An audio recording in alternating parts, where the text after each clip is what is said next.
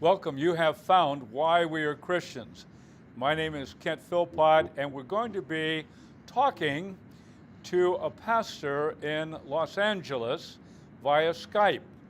His name is Dr. Robert L. Hymers Jr., and otherwise, well, I call him Bob. We've been friends for almost 50 years. My life, which is a kind of an unusual story. It's an autobiography. It's not the usual story of a Baptist preacher's life because I grew up in a non-Christian home, non-Christian environment. I went to 22 different schools before I graduated from high school, and my parents separated when I was 2 years old. I never lived with my dad again. I lived with her till I was 12, then I couldn't live with her anymore. I lived in a whole bunch of like foster homes, and I got into the theater, and I was in 30 plays and shows. Most of this was in Los Angeles? All of it was in Los Angeles so far, except for 2.5 years when I was in Arizona with my mother, 1948 to about 1952. And so you are 1 year older than I am. Yeah, And that's 1 year older than Methuselah. yes, and you've always held that as rank over me. We would say, well, you would say, Bob, I'm older than you. 1 year. That was one of our jokes, Bob. But here's the funny thing. I always thought you were older than me because you look so much older. No, I'm kidding. No, I did. I thought you were older than me till about 2 years ago. Right. Now, you're the pastor of the Baptist Tabernacle of Los Angeles. You're at the church site right now. I'm in my office at the church, yes. What is the address? What is the street? The street is Hope Street. Hope Street. It's the same street that Dr. McGee's church was on, 5 blocks north of here at 550 South Hope Street. Dr. J. Vernon McGee was pastor of the Church of the Open Door. So we're on the same street as the old Church of the Open Door before they moved it out to La Mirada. Now, you can see the old famous police department building from where you are. I know Hope Street of Los Angeles. We're just a few blocks from where Billy Graham held his first crusade at the corner of Washington and Hill Street. Do you remember what year that was? 1949. You know, 1949, August of 1949. Is that right? Yeah. Yeah, and it was in the tent, and it was tremendous. William Randolph Hearst, who was the head of the Hearst newspapers, heard that Billy Graham was preaching anti-communism, and he was on his deathbed, William Randolph Hearst, and he called down to the Los Angeles Examiner, which was one of his newspapers, and he said, Puff Graham. Yes, Puff Graham. Toward the end of the crusade. So he put Graham on the front page with his finger up, preaching against communism. The crowd swelled, and Graham went on another 5 or 6 weeks with thousands of people. Now, that crusade in Los Angeles, my dad took myself and my 2 brothers to that crusade. And I remember looking underneath the tarp of the tent, looking in. Now, my dad was not converted then. My dad was converted some years later at another Graham crusade. Wow. But my dad was converted when I was about 14 or 15 years old. He came into my bedroom after he came home from the crusade and told me that he'd been saved that night. Wonderful. Yes, a great story. I remember your father. Yes. So Bob, let's go back to your early times. Your parents divorced when you were 2 years old, and No, my dad left when I was 2. He didn't divorce my mother till I was about 12. only child. Yeah. Only child, and you moved around a great deal during your childhood. I remember you talking about that often. And now I want to talk about your high school, and I may have some of these facts wrong, but you loved to act in plays. Yeah, let me talk a little bit about before that because that's important. Before I went to high school, I was real sick when I was a little kid, all the time with allergies and earaches and colds, just devastating. And so I missed the first grade completely. I went to kindergarten. I missed the first grade, most of the second grade, and into the third grade. And they tried everything. They kept me in bed all the time. I was kept in bed till I was about 7 years old, most of the time. And my mother would read to me. She read Treasure Island, the Just So stories, uh, Oliver Twist, all those stories. And so we didn't have any television, and I don't think we had a radio. I don't remember it. So my mind is full of dozens and dozens and dozens of stories my mother would read to me to keep me occupied while I was in bed. And then, of course, all the comic books that we had then. And so when I was about 7, the doctor said, take his tonsils out, that'll fix it. So they took me in and they took my tonsils out, but it didn't fix it. The colds came right back, the earaches, and just like putting an ice pick in your ear. And so then he said, take him to a different climate, take him to Phoenix, Arizona. So my mother took me to Phoenix, Arizona, and we lived there for about 4 years. And the last part of it was way out in the desert. As soon as I got to Phoenix, click, click, click, click, click, the ears were okay, the allergies were gone, I was well. Wonderful, yeah. Oh yeah, but then we came back to Los Angeles, and it all started over again. But not in bed because you get older, your immune system builds up and so forth. But that was my mother was my teacher, and she taught me not math. I'm never good at math, but all about literature and all about reading and writing. And I would write stories when I was in bed and so forth.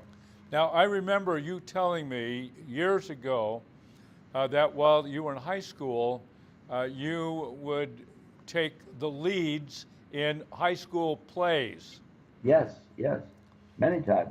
And you did that a lot. And the way I remember the story is that you would take the leads in more than one play at a time. Yeah, I did. And I'm going to have to brag on you, Bob. Yeah. I always have told people that you have the highest IQ of anybody I ever knew. Oh, no, that's not true. It's probably my associate, Dr. Kagan, who's sitting here with me. He's has a PhD in mathematics from UCLA and a PhD from Claremont Graduate School of Theology. So he's the brain. I say he does the thinking and I do the talking. Well, I can see that. I can see that. I'm not a high IQ, but I do. I'm able to project my thoughts and preach and speak and so forth. I've always been able to do that. Well, I've always said Now, to let me people tell you that I've always said to people that you are the greatest preacher that I ever heard. And oh yes, okay. Now you as we used to say, shine that on, Bob. But I would crawl on bloody stumps to hear you preach. Oh, I wish you would. I'd like to have you with us. The fact is that I came into preaching in a kind of a strange way through drama. And the way I got into the drama was I went to Bell High School. It was combined junior high and high school. And so I was a new kid, always a new kid. You know, I went to 22 different schools before I graduated. So my cousin Johnny told me, he said, Robert, you're going to be the new kid. And what they do with new kids is they're going to pull your pants off and run them up the flagpole. They're going to pants you. So I remember that, yeah. And I believed him. I was green. I was a kid from the desert. So I wore 2 pairs of pants to school the first day. Of course, nothing happened. So, and after that, I just wore 1 pair. And got in somehow. Somebody signed me up for junior drama, something called junior drama.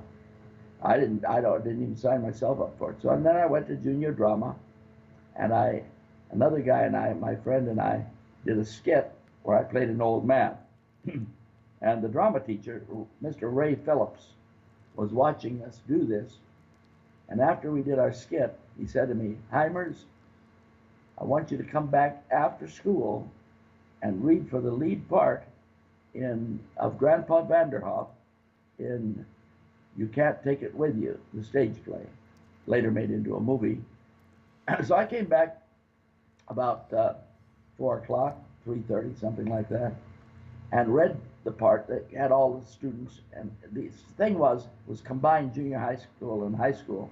So this was a senior play, so all the seniors that he had cast were in the room. He couldn't cast the part of the old man.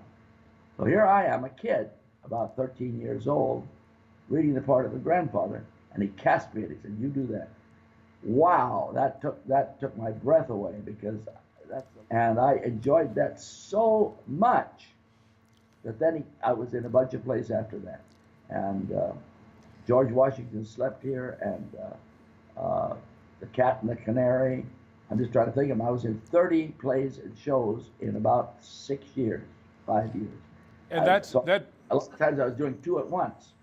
What helped you learn how to memorize large passages. I remember back in the 1970s when we were working together, you would quote long passages from all kinds of people, and you could just reel them off, and that was one of the most interesting things. Now, let's get back to a couple things. So here you are in Los Angeles. You're going to all of these schools. Did your mother ever take you to church? No.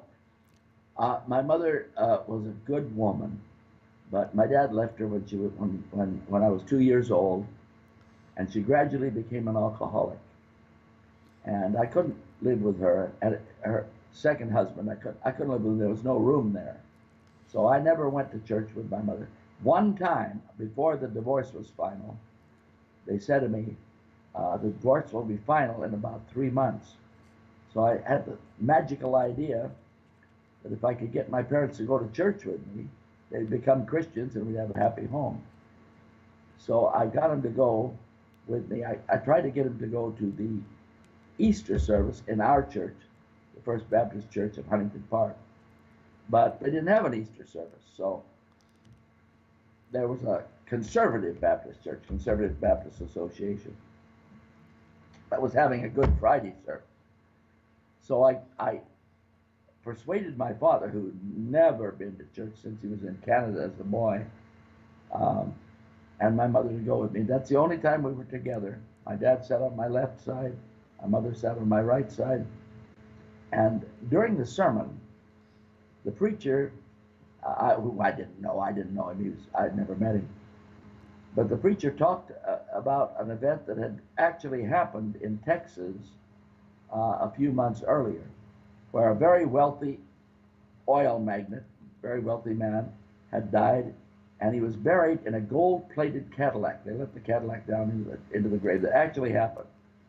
And so he told that story, and at the end, when it showed the embalmed man behind the wheel of the car and they're letting him down, somebody in the crowd said, "Man, that's really living."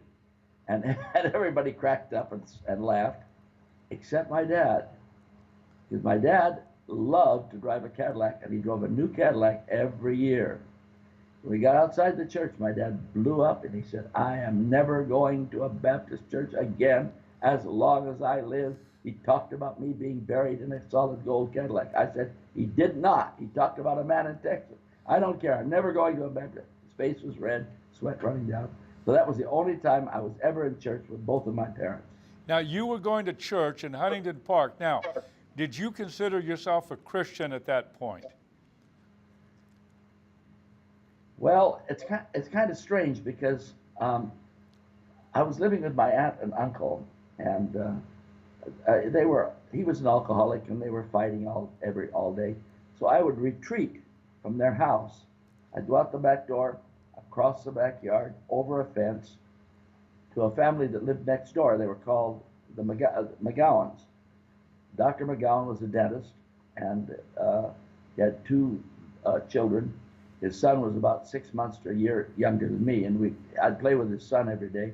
Then we'd go inside and watch television because they had a little 9-inch black and white screen, and they had a television in my uncle's house, but I didn't like all that screaming and drinking and yelling, cussing. So I'd go to the McGowan's house every night and watch TV with them. And almost every night, Mrs. McGowan would give me dinner. She'd say, "Robert, why don't you stay and have dinner with us?" And I'd say, "You bet." So I would have dinner with them 3 or 4 nights a week, and then watch television with them. Old programs like the Disney program, Walt Disney Presents. I really liked that very much. The Red Skelton Show, and all of those great programs in the time of the age of television. Yeah. So that was the McGowans. Then we'd have devotions, and Dr. McGowan would read the Bible, and that's where I got the first inkling. And one night, Mrs. McGowan said to me, "Robert, would you like to go to a revival meeting with us?" And I said, "What is a revival meeting?" She said, "Well, you'll like it. Would you like to go with us at the church?" I said, "You bet." And I was ready for anything the McGowans had to offer. Revival meeting, anything. I had no idea what it was. I was 13 years old. I went with them to the First Baptist Church of Huntington Park, and we sat way up at the balcony. I'd never been in a Baptist. I'd been in Catholic church many times, and several times to Mass. I would go to the Catholic church and meditate when I was a little kid to get out of the drunken house. But this was different. And we went to the Baptist church. We sat way up in the balcony, and a man was preaching, and he was preaching very, very hard. I have no recollection of what he said, none. But I remember he wore a gray suit, light gray suit, and a bright green tie. And when he preached, he was preaching very hard, very vigorously. The green tie was going back and forth like this. So I was watching his green tie going back and forth, and so I had no memory of anything he said. But at the end of the sermon, he said, "Now you all get up and come forward." And I didn't know what that meant.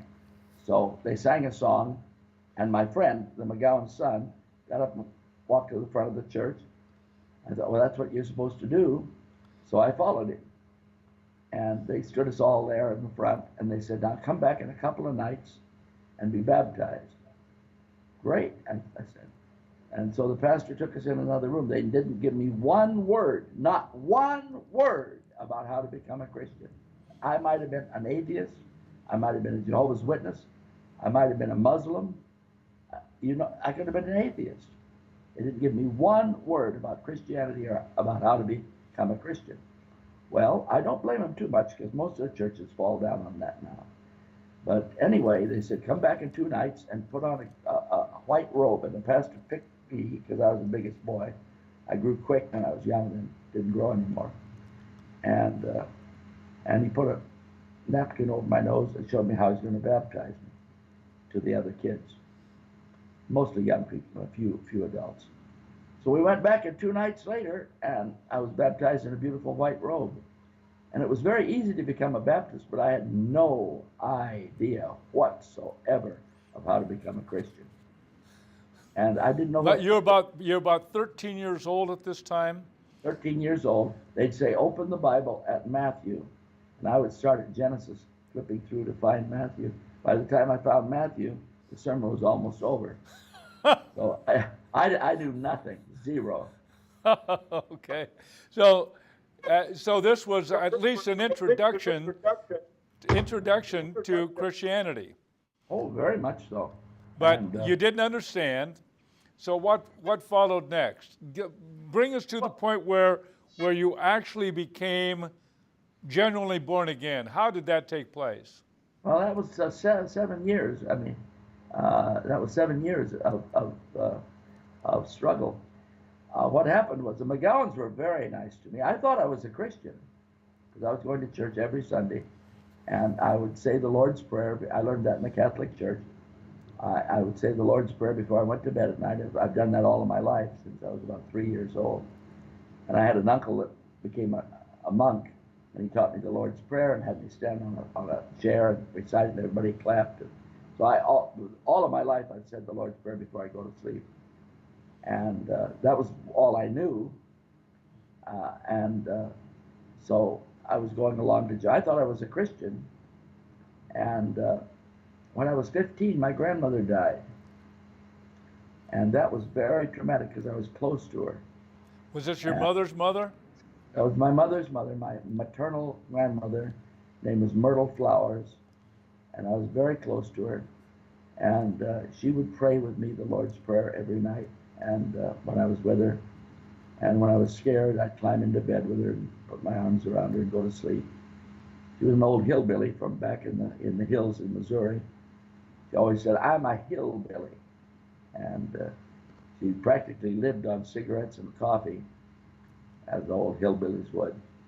And when she died, it made a terrible impression on me. I could tell you about that. But, I mean, I was blown completely away. And I was one of the pallbearers. We're going down the hill with the casket at Forest Lawn, Glendale, California. And I looked up the hill, and one of my aunts came. She had gone to the house and put on Mom Flowers' clothes, her makeup, her hat. She looked exactly like her. She had blonde hair. And she was dead drunk. So I'm now looking up the hill. She trips and she falls down the hill like this, all the way down. I snapped. I went snap, and I ran into the trees. Now this is an important thing. Way back in the trees, I fell on the ground. I had a suit on, tie. I fell on the ground, sweating, panting, and God came down. Like a sheet on the bed coming down on my body. And I thought, whoa. And I knew it was God. And the verse always comes to me when I read it in Genesis. It says, "He wist not."